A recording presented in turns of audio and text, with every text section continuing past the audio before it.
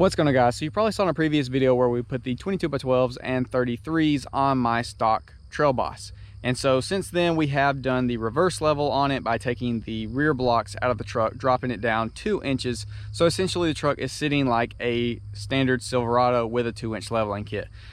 Chevrolet has a 2-inch lift on the Trailbosses from the factory. So us lowering the rear, it's essentially a Silverado with a 2-inch front leveling kit, stock rear, right? So a lot of people in the comments were asking, does it rub? Because it's pretty sick to be able to just slap 33s and 22x12s on a factory truck, right? So a lot of people curious, does it rub? How bad? Blah, blah, blah, right? Hopping in the video real quick because I do keep forgetting to mention about the wheel spacers. A lot of y'all have been asking, did I have to run any to clear the caliper? And the answer is yes. Little 1/4-inch wheel spacers from Advance Auto, just enough to clear our caliper so that we don't have any rubbing. Try to get y'all in here where you can see how far we clear. It's plenty. It's not going to expand and hit that. We're totally good. But yes, 1/4-inch wheel spacers.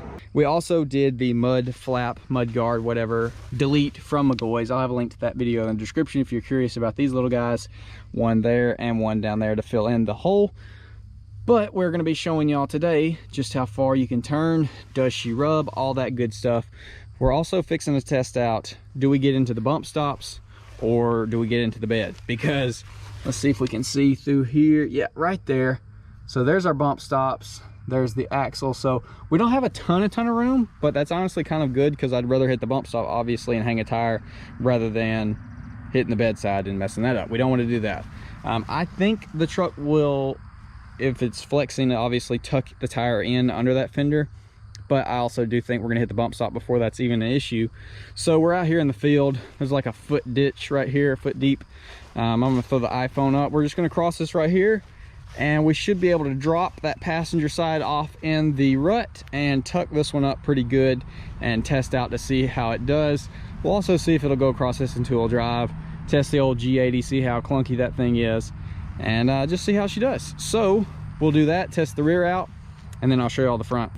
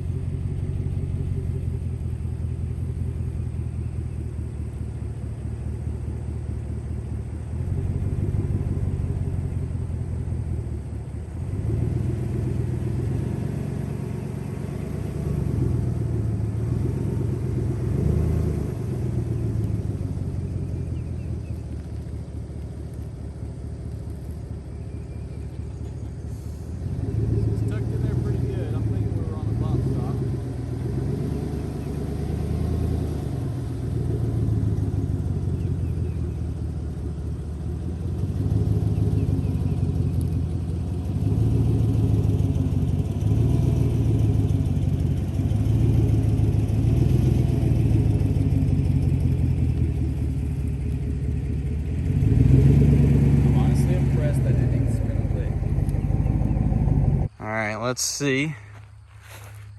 We're definitely not going to get into the bedside, that's for a fact. Let's see. I can't even see. How do we get in there? All right, so there you go. We are touching the bump stop at this angle. And if we look, I don't think we'd have any issue. If it did go farther, we would definitely tuck up underneath the bed side. No issue. Let's see how far we're dropped over here.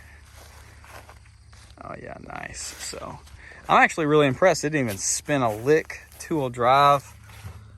I mean, I know this is not some huge thing, but still, the last truck would have definitely spun. I don't know if they're the same rear ends or what, but I've just found that these new body trucks perform much better as far as just maintaining 2-wheel drive traction. So that looks pretty sick, and that tells us right there we're going to get the bump stop before we get the bedside. I'm also about to take a picture. Follow me on Instagram because it's definitely going to be on there. But now let's go ahead and go check the front end.